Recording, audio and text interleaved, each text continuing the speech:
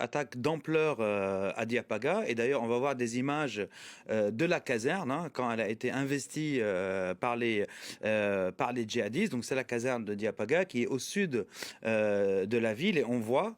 Voilà la caserne qui a été filmée par drone, donc c'est un drone des djihadistes.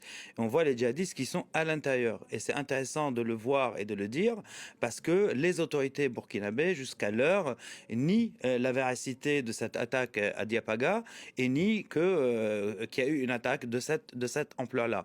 Donc l'attaque a commencé dans l'après-midi, vers 16 heures, et elle a duré plusieurs heures jusqu'au coucher du soleil. De source propre, la ville n'a pas été investie. Donc la ville de Diapaga, qui est plus au nord, mais quelques quartiers abordés, attaqués pendant la poursuite des VDP et des militaires qui ont essayé de trouver refuge dans la ville. Puis contrairement, là aussi de source propre, ce qui a été dit concernant l'attaque contre la prison ou la maison d'arrêt dans la ville, de source propre, la prison de la ville et la maison d'arrêt n'ont pas été atteints par les djihadistes et n'ont pas réussi en tout cas à casser la prison de Diapaga.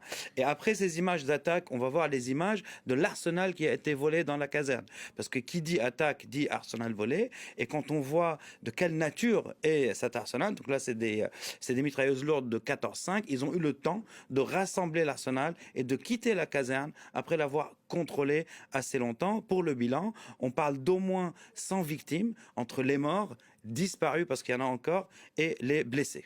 Attaque d'ampleur donc, est-ce que vous avez des informations sur la manière dont ils ont procédé?